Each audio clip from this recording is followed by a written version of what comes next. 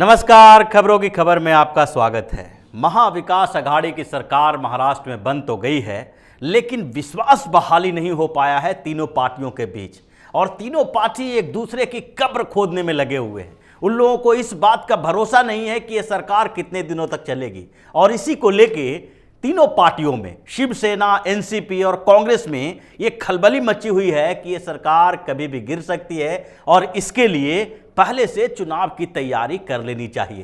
तीनों पार्टियों ने जो अपने मंत्री बनाए हैं, वो पार्टियां अपने मंत्रियों के साथ अलग अलग तरीके से बैठक कर रही है, अलग अलग काम करने की बात कर रही है, और इसमें सबसे घाघ जो नेता हैं वो है शरद पवार।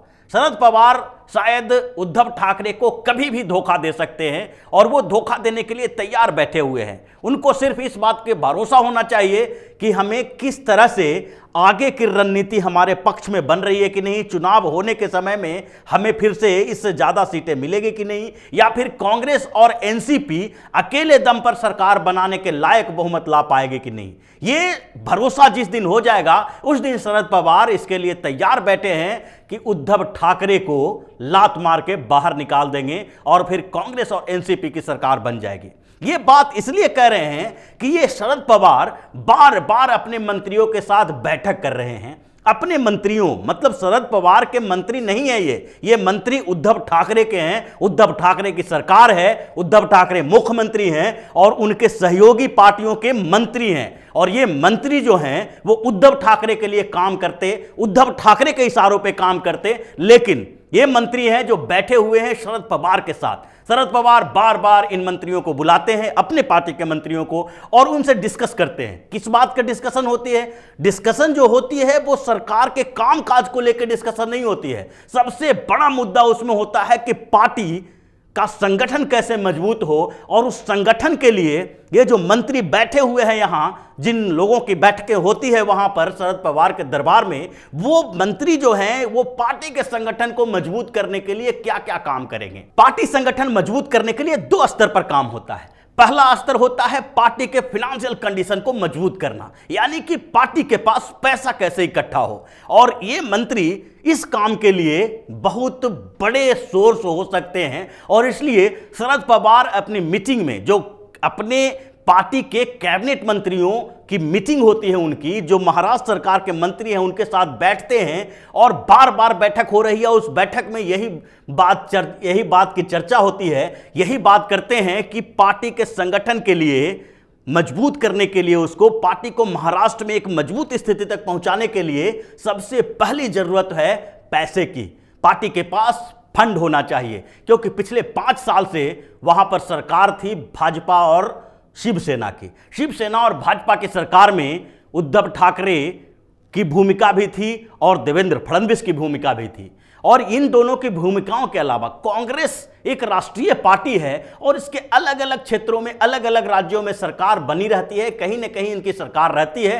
राष्ट्रीय पार्टी होने के कारण इनका जो बेस है वो भी बड़ा है, और इनके पास चंदा भी ज्यादा आता है। लेकिन एनसीपी महाराष्ट्र के अलावा छिटपुट तरीके से किसी किसी स्टेट में है, और जहां कहीं भी है वहां पर इनका जो आधार है बहुत छोटा है। इनके बहुत सारे नेता जो एनसीपी के साथ आए थे दूसरे प्रदेशों के, वो फिर से वापस अपनी अपनी पार्टियों में चले गए हैं, कुछ कांग्रेस में चले गए हैं और कुछ दूसरा पार्टी में चले गए हैं। एनसीपी को सबसे बड़ा आधार मिलता है महाराष्ट्र, और महाराष्ट्र में पिछले 5 सालों से सत्ता में नहीं थी, तो इसके कारण इनका जो फिनेंशियल कंडीशन है, पार्टी की जो रीढ़ है वो कमजोर हो गई है, और पार्टी के पास पैसे की कमी हो गई है। तो सबसे पहली बात जो शरद पवार साहब अपने मंत्रियों से को सिखा रहे हैं, वो सिखा रहे हैं कि पार्टी का फिनेंशियल कंडीशन कैसे मजबूत किया जाए, उसके पास ज्यादा से ज्यादा पैसा कैसे आया जाए। और यही बात है, सबसे महत्वपूर्ण बात यही है जिसके कारण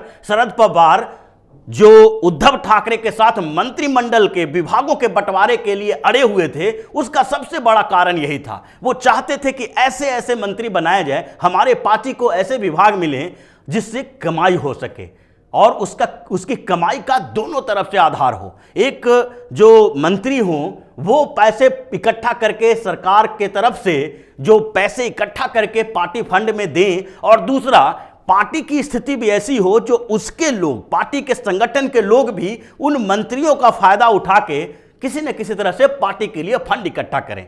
तो ये दोनों आधार बनाने के लिए ही शरद पवार इतने दिनों से अड़े हुए थे और उद्धव ठाकरे इस बात को समझ ही नहीं पा रहे हैं कि आखिरकार शरद पवार 1 महीना तक मंत्रिमंडल के विस्तार को टालते क्यों रहे, क्यों आखिरकार वो अड़े रहे कि हमें इन मंत्रालयों की जिम्मेदारी देनी चाहिए और हम इसी को लेके रहेंगे। उद्धव ठाकरे के मुख्यमंत्री बनाने में शरद पवार की बड़ी भूमिका है, इस बात से इनकार नहीं किया जा सकता कि उद्धव ठाकरे उनके एहसानों तले दबे हुए हैं, लेकिन यह एहसान इतना ही होना चाहिए जितना कि आपके पार्टी के अस्तित्व पर संकट के बादल न छा जाएं। अगर पार्टी ही नहीं रहेगी तो उद्धव ठाकरे किस पार्टी के आधार पर मुख्यमंत्री बनाए जाएंगे? उनको इस बात की समझ अभी तक हुई ही नहीं है कि शरद पवार एक खाग नेता हैं और वो शिवसेना को बर्बाद करके छोड़ेंगे, शिवसेना का अस्तित्व खत्म कर देंगे। इस बात को लेके अभी उद्धव ठाकरे कंफ्यूज्ड हैं और शरद पवार वही गेम खेल रहे हैं। उन्होंने बड़ी भूमिका निभाई, उनको मुख्यमंत्री बनाने की कोशिश की और ये भी मतलब अगर देखा जाए तो शरद पवार ने कभी ये मांग नहीं की कि हम मुख्यमंत्री बनेंगे, हमारी पार्टी का कोई मुख्यमंत्री बनेगा। इसके लिए उन्होंने सोनिया गांधी को समझाया कि उद्धव ठाकरे को ही मुख्यमंत्री बना दिया जाए, शिवसेना का मुख्यमंत्री होगा तो भी कोई दिक्कत नहीं होगी। लेकिन जब मंत्रिमंडल के बंटवारे की बात आई, विभागों का बंटवारे की बात सामने आई, तो उस समय ये बिल्कुल अड़ गए कि हमें यही मंत्रालय चाहिए, इन मंत्रालय के अलावा हम कोई और मंत्रालय लेंगे नहीं। तो ये जो कैबिनेट मंत्रियों की बैठक शरद पवार कर रहे हैं और बार बार बैठक में इस बात पे चर्चा हो रही है कि पार्टी के संगठन को मजबूत किया जाए, सरकार क्या करेगी इस पर बात नहीं होती है कि आप लोग मंत्री बनाए गए हैं तो आप महाराष्ट्र के विकास के लिए क्या काम करेंगे। तो शरद पवार जो अपने मंत्रियों की बैठक लेते हैं, जो उनको बुलाते हैं अपने पास, वो इस बात की चर्चा नहीं करते हैं कि महाराष्ट्र के विकास के लिए आप लोग क्या करेंगे। अगर उन मंत्रियों से एक ब्लूप्रिंट मंगवाते कि आपका आगे का 1 महीना 2 महीना या 1 साल का विजन क्या है, आप किस तरह से अपने विभाग में महाराष्ट्र के विकास के लिए काम करेंगे, महाराष्ट्र के लोगों के लिए काम करेंगे, ये बात नहीं होती है, ये चर्चा नहीं होती है। चर्चा सिर्फ होती है कि एनसीपी को कैसे मजबूत बनाया जाएगा। और ये उद्धव ठाकरे की सरकार के मंत्री जो हैं वो एनसीपी को मजबूत बनाने के लिए काम कर रहे हैं, एनसीपी के सुदृढ़ बनाने के लिए काम कर रहे हैं। और एनसीपी जो आगे का चुनाव लड़ेगी उसमें किसके खिलाफ लड़ेगी? क्या एनसीपी ये चाहेगी कि शिवसेना वहां पर बड़ी पार्टी के रूप में उभर के आए, शिवसेना के ज्यादा विधायक जीते?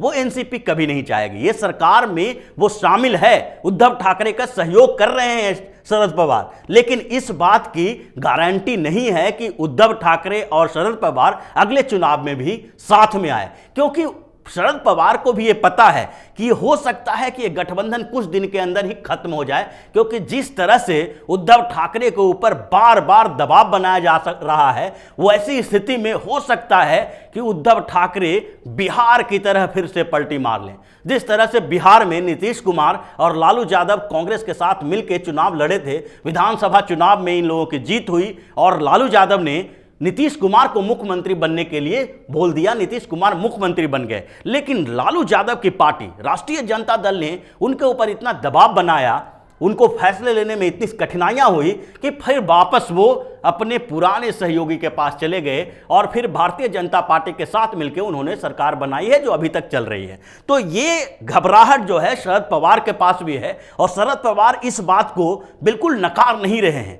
अंदर से वो स्वीकार कर चुके हैं कि उद्धव ठाकरे भी कभी भी भारतीय जनता पार्टी के साथ जा सकते हैं। इन दोनों के विचारधाराओं में कोई ऐसा अंतर नहीं है, सिर्फ और सिर्फ इसी आधार पर हमारे साथ है कि उनको मुख्यमंत्री बनाने दिया जा रहा है। और ऐसे में जब भी उद्धव ठाकरे को ऐसा लगेगा कि मुख्यमंत्री बन के हम कुछ कर नहीं पा रहे हैं, हम फैसले नहीं ले पा रहे हैं, बार बार शरद पवार की तरफ से निर्देश आता है, सोनिया गांधी की तरफ से निर्देश आता है और वो थक जाएंगे, तो फिर वो भारतीय जनता पार्टी के साथ जा सकते हैं। और वैसी स्थिति में एनसीपी की मजबूती ही उनके साथ रहेगी और इसके लिए बार बार शरद पवार अपने मंत्रियों की बैठक बुला रहे हैं, उनके साथ बातचीत कर रहे हैं और पार्टी संगठन को मजबूत करने के लिए एक तरह से तैयारी कर रहे हैं। वो इस बात की तैयारी कर रहे हैं कि अगले चुनाव में कैसे चुनाव प्रचार किया जाए, चुनाव के लिए धन कहां से इकट्ठा किया जाए, चुनाव की तैयारी कैसे की जाए। तो ये शरद पवार साहब जो हैं कभी भी उद्धव ठाकरे को धोखा दे सकते हैं, धोखा देने की तैयारी ये पहले से ही कर रहे हैं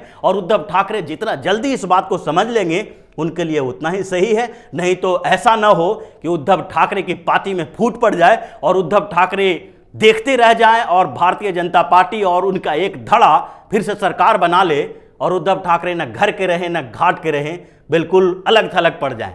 तो इससे पहले कि शरद पवार उनको धोखा दें, उद्धव ठाकरे को चाहिए कि अपनी स्थितियों के बारे में सोच लें, शरद पवार के राजनीतिक इतिहास को समझ लें और उनके चालों को समझ लें कि किस तरह वो शिवसेना को बर्बाद करने के ऊपर तुले हुए हैं, शिवसेना को खत्म करना चाहते हैं, उसके अस्तित्व के साथ खिलवाड़ कर रहे हैं। तो शरद पवार बार बार इस बात की तैयारी कर रहे हैं, हर सप्ताह ये मीटिंग ले रहे हैं, अपने मंत्रियों को बुला रहे हैं, बातचीत कर रहे हैं, अपने संगठन को मजबूत करने की कोशिश कर रहे हैं और दूसरी तरफ उद्धव ठाकरे बैठकर तमाशा देख रहे हैं। उनको समझ में नहीं आ रहा है, शायद वो राजनीति में इतने परिपक्व अभी तक नहीं हो पाए हैं, क्योंकि वो संगठन का काम तो करते थे लेकिन सरकार का काम नहीं देख रहे थे। अब सरकार में जब आ गए हैं तो उन्हें सरकार का काम इतना बोझिल, इतना भारी लगने लगा है कि वो संगठन का काम देखना छोड़ दिए हैं और उन्हें समझ में नहीं आ रहा है कि आगे की राजनीतिक घटनाक्रम कैसे बदल जाएगी।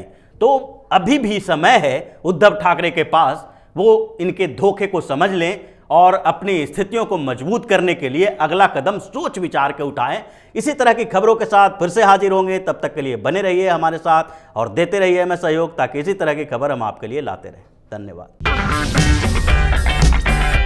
अगर आपको हमारा वीडियो पसंद आया हो तो इसे लाइक करें, हमारे चैनल को सब्सक्राइब करें और हाँ, बेल आइकन दबाना ना भूलें ताकि आप तक हमारे वीडियो की नोटिफिकेशन पहुंचती रहे। आप अपना सुझाव हमें कमेंट बॉक्स में दे सकते हैं। हमारे साथ जुड़ने के लिए शुक्रिया।